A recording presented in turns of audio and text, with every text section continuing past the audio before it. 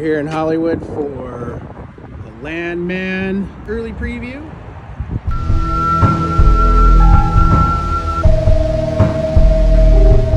All right, we just got back from a thing that Paramount did with Vox, an early showing of Landman, Taylor Sheridan's new show set in West Texas dealing with the oil industry. Now, this show is pretty good. It stars Billy Bob Thornton and also has Jon Hamm in it, Demi Moore, Larter, Michael Pena was in this episode. For those of you who know Taylor Sheridan from Hell or High Water, you're going to love this because it gets in that same world of West Texas, this gritty, dirty, really Western show. Now, we follow the story of Tommy Norris, played by Billy Bob Thornton. He is a landman. He's the guy who goes in between the ranchers and the oil companies themselves, the oil workers, and then sometimes cartels and other people who use the land for their own purposes. We get in this pilot pretty much everything you would expect in a West Texas show. We get the Friday Night Lights high school football game. And Taylor, he's very particular about his music. And if you notice, when you watch this in the opening credits, the music sounds like Friday Night Lights music. He also cast Larter to play the ex-wife of Billy Bob Thornton. And we know her famously from the Texas high school football movie, Varsity Blues. She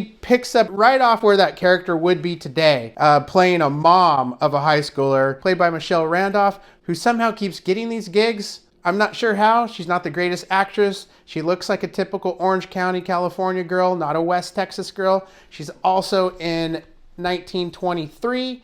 Doesn't really seem like the type of person who fit into that show either, but hey, she's nice to look at. In this pilot, we don't see a lot of Jon Hamm. We don't even see Demi Moore, who's going to play Jon Hamm's wife, I believe. But we do get the vibe that he is going to be the man who is carrying out the orders. It seems to me like he's going to be the one sending people to the oil fields, which will be this show's version of taking someone to the train station.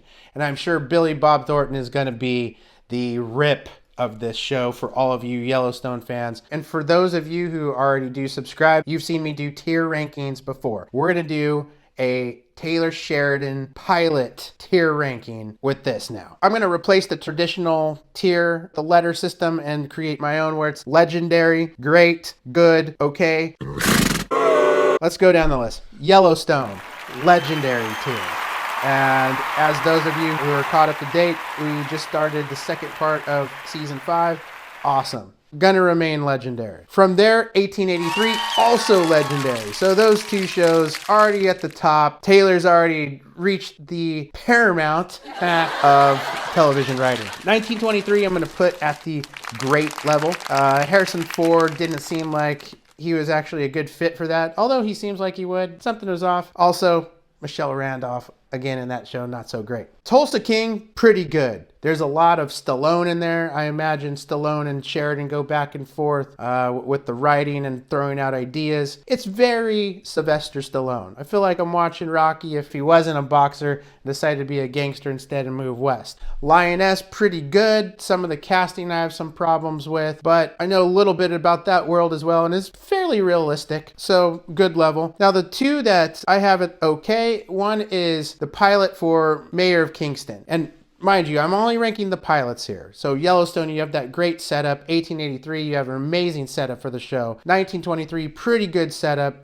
Tulsa King, phenomenal framing of a future show. Lioness, pretty good. You're interested. You want to get to the bottom of that whole storyline. The one that really misses, and I put in the okay category, is Mayor of Kingstown. Taylor Sheridan's writing about a guy who works as kind of a street level negotiator between different worlds in Michigan. And Taylor makes a major mistake in it because he puts a subplot in there where there's going to be a guy executed on death row, and most of the show revolves around this subplot to some degree. Michigan was one of the first states in the United States to outlaw the death penalty, so that writing faux pas really sets that one at the lowest level of any of his shows. It actually kind of made it hard for me to get in that show in general, despite Jeremy Renner being a great actor. And the other one I put at the okay level is something that Taylor didn't write, but was an EP, executive producer of, and that's Bass Reeves. There's a phenomenal scene in the pilot that shows a Civil War battle, but other than that, it's not a very good pilot. To Landman. So Landman has what I recognize in Sheridan is pure writing talent, because